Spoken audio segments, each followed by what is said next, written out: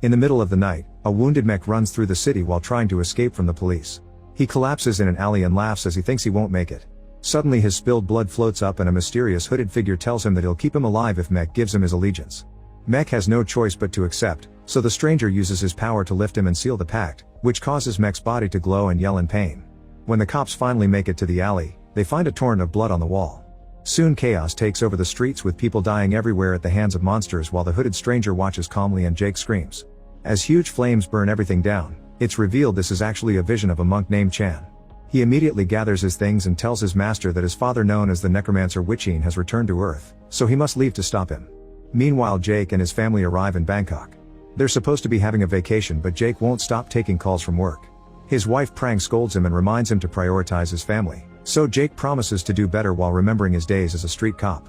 When they turn around, they realize their daughter is gone.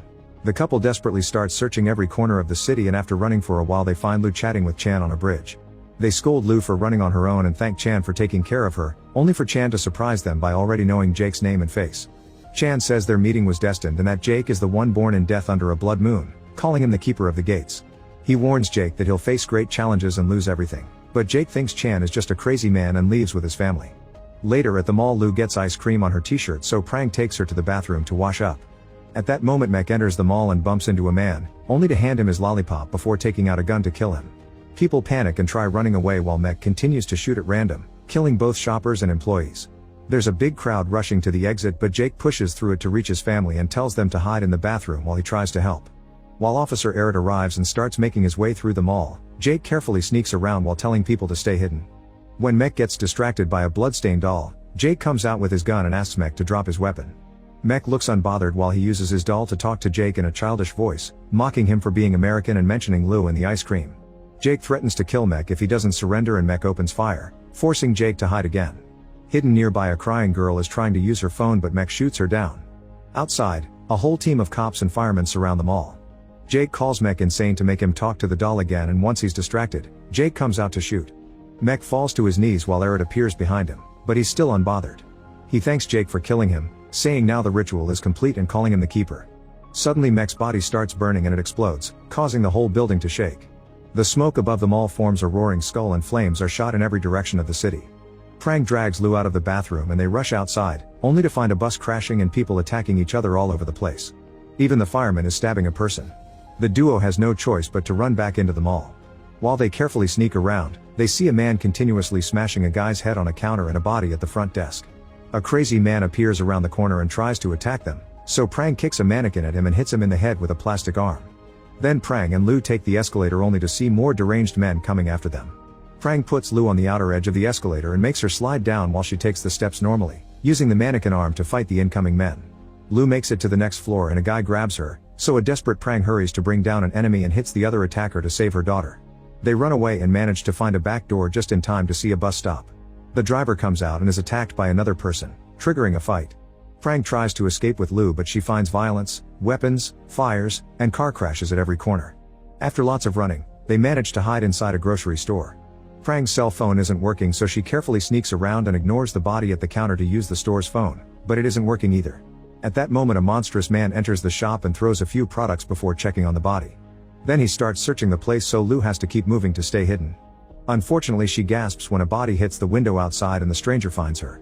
When he's about to attack, Prang hits him from behind to knock him down. Meanwhile, Jake and Eric wake up without understanding how they survived since they were so close to the blast. They also notice there are no bodies around. Jake sees a person standing nearby, but it disappears when he blinks. Eric finds some bloodstains and notices they're very old. When they hear some noises, they go investigate and find a woman with a knife in her hand. She turns around to reveal a monstrous face and jumps on Eric to stab him to death. Jake opens fire, but the bullets don't do anything and the woman attacks him next, so a fight ensues. After some struggle, Jake manages to knock her out by hitting her head. Afterward, Jake runs and hides, but the woman quickly recovers and comes looking for him. Suddenly her limbs grow and she jumps to crawl on the ceiling. Jake continues to sneak around and hides, but eventually the woman finds him and drags him out. He tries shooting at her, only for this creature to disarm him and try to stab him. A desperate Jake manages to fight back and push her off to then run again. He rushes to the bathroom, but he can't find his family. As he searches the rest of the mall, Jake notices that all the food is rotten. Soon the woman attacks him again, so he hits her with a chair and tries to run away. She immediately blocks his way with another attack, so Jake grabs some cables hanging nearby and wraps them around her to tie her to some decorations. He hits her a few times to no avail, so he decides to just leave her there. Back to Prang and Lu, they leave the store and get to the bus station, where people continue to attack each other. The duo tries sneaking around and a man blocks their path, so they crawl under a bus to avoid him. Lu notices a vehicle with normal people gesturing at them, so they wait for an opening and rush to get in. The driver tells them the bus works, but his keys were dropped outside and nobody dares to retrieve them. Prang runs out and quickly grabs the keys, but when she's about to get back on the bus, two crazy men drag her back. Lu cries as she fails to hold her mother's hand, but thankfully a passenger finally comes out and fights the men to rescue Prang. She rushes back to her daughter and gives the keys to the driver so the bus can finally take off while they watch the passenger getting killed by the violent men. Unfortunately, the bus can't go very far because the road is blocked by abandoned cars, so Prang and Lu have to continue on foot. Moments later they make it to their hotel and find bodies there too. When they go upstairs they see a man fighting with a woman and then coming for them. Prang uses a baggage trolley as a shield and pushes the attackers back, knocking them down. Another man appears at the end of the corridor and Prang hits him with a bottle before she and Lu finally find safety in their room. When they look out the window, they see the whole city on fire. Prang tries the room's phone but it doesn't work either. In the mall, Jake is walking around and notices all the screens failing. To his shock, he discovers that the woman has escaped the bindings and is still looking for him. She approaches a torrent of blood on the wall and crosses it, so Jake decides to follow her. This strange portal drops him right at the bus station, which appears to be empty. When he looks up, he's shocked to find a giant demon on top of the building. The creature is coming after him and destroys every bus it steps on. Jake runs as fast as he can through the city and the demon starts destroying buildings to chase him. When Jake enters an alley he gets stuck, but he can't go back because buildings are crumbling behind him. Suddenly a door opens and Chan pulls Jake into his temple. Chan explains they're in an alternate reality called the Hindrance, which is a realm between heaven and hell. It's a place for souls that lost their way and Jake is there to be held accountable for his actions. By helping Mech finish the ritual, Jake has opened the gates of hell and unleashed demons on Earth. The person who manipulated Mech was Chan's father Wichin, a very powerful necromancer who is also seeking to return. Since Jake opened the gate he also has the power to close it, which makes him the keeper. This is his destiny because he was born under a blood moon and his mother died in the process. Jake doesn't understand anything and only cares about his family, so Chan points out that by closing the gate he'll be saving his family with the rest of the world. They need to hurry because the demon gets stronger with every soul it consumes. The first step is to find Mech, so while the duo begins their search, Chan shares more of the story.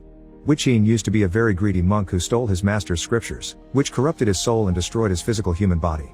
A desperate Wichin tried to get a body by possessing his own son. However, his wife interrupted the ritual by knocking him down and Wichin's soul was exiled from this reality. The failed possession left Chan with lots of knowledge about soul energy absorption and how to travel between realities. The story is interrupted when Jake sees a woman on the roof being cornered by a demon. Chan says they don't have time but Jake rushes to help her anyway. When Chan tries to follow him, he's blocked by a demon too. Jake grabs a crowbar before making it to the roof, where he finds several demons. With quick movements, he hits them one by one to knock them down. Then Jake checks on the woman, recognizing her as one of the mall victims. She cries as she remembers what happened and regrets not having talked to her ex-boyfriend, admitting she cheated on him with his best friend. This explains why her soul is in limbo. At that moment the huge demon appears nearby and begins destroying the building, so Jake drags the girl with him as he runs. Unfortunately the demon grabs her anyway and devours her. After the demon leaves, Jake reunites with Chan and points out that the girl didn't know she died. He remembers the mall explosion was huge and concludes he's dead as well, which Chan confirms. Jake has a breakdown as he thinks about his family and Chan explains to him that he's become a lost soul because he chose his job over his family. However, it's not over. Jake may return to Earth if he uses a vessel. While Jake and Chan continue to cross the city, they see a winged demon following them. They rush into a building and find more of these demons, with their pursuer landing right behind them. When the demons attack, Chan fights them off using his staff and impressive martial arts skills, scaring them enough to stop them from following him. Jake and Chan rush upstairs and enter a theater that is also full of demons, so they run as fast as possible to reach a specific spot in front of the screen where Chan can open a portal. In just a second the duo makes it to the physical world, where the demons can't follow them without a vessel. Jake looks at the mirror and discovers he's possessing Eret's dead body, which is painful. Chan gives him an ancient gun that summons special bullets and a special knife. These two are the only weapons that can kill Mech. Meanwhile, Mech has possessed Jake's body and is using it to get into the hotel room with Prang. The family is worried about him but Mech doesn't know how to communicate with them and keeps staring at his real form in the mirror. Lu keeps asking lots of questions so Mech brings out the burned doll from the mall. Suddenly the room's phone starts ringing and Mech happily takes the call while taking notes. By the time Chan and Jake enter the room, Mech and the family are gone and only the doll is left. Chan finds Mech's note next to the phone while Jake hears Lou yelling for help. He looks out the window and sees her by the pool, so he immediately rushes out of the hotel. Prang and Lou are scared of him because they see him as Arid, and the distraction allows Mech to hit Jake from behind to bring him down. Then Mech holds Jake down while telling him how he'll steal his life and his family. He also calls him a bad father and husband for choosing his job over his loved ones. Jake insults Mech to make him react, and as soon as Mech moves, Jake rolls out of the way. A fight ensues with both men punching and kicking each other over and over again. When Jake tries to use the special gun, Mech quickly disarms him and they both fall in the pool. The fight continues in the water and Jake takes out the special knife, but when he's about to stab Mech, Prang points the magical gun at them, asking them to stop.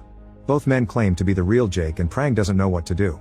Lou asks about the gesture she always shares with her dad to make promises, which Jake makes using Arid's body. Prang fires the gun and unfortunately hits Jake, sending him back to the hindrance where his soul is bitten by a demon. In the real world, Mech continues to use Jake's body and takes the gun from Prang while Lou insists this isn't her real dad. Suddenly a blood portal appears on the wall and Mech tells them to follow him. In the hindrance, Jake's soul is rescued by Chan, who still has the note Mech left in the hotel room. It turns out Mech has been in contact with Witchin, who gave him instructions on how to find the Gate of Hell ritual site. The duo follows these instructions to find an abandoned house in the forest where a big fire burns to mark the Gate of Hell. In the real world, Mech brings Prang and Lou to the same location, where he finds a bunch of possessed cultists and the masked stranger who happens to be Witchin. Since the big demon is still around, Jake and Chan carefully sneak around until they find the right spot and Chan opens a new portal. Witchin makes Lou's body float above the gate and gets ready to kill her to finish the ritual that will make him a god, but he's interrupted by Jake. A fight ensues as the cultists attack Jake, who uses impressive fighting skills and the special knife to fight them one by one and kill them all. Mech also joins the fight and tries to shoot Jake with a special gun, but after exchanging a few hits he gets disarmed. While the men continue to fight, Prang manages to get free from the thug holding her and knocks him down before retrieving the gun. She shoots Witchin's hand to stop him from stabbing Lou, only for the cultist to suddenly tackle her and make her fall. Prang gets a fallen knife from the ground to bring him down and Jake throws his own blade at a second man who is about to grab her. Mech also has a knife and keeps slashing Jake until Prang tosses the gun at her husband, giving Jake the chance to finally shoot Mech. His soul is immediately sent to the hindrance where the huge demon immediately eats him. Afterward, Chan appears before Witchin and keeps him distracted so Jake can stab him from behind.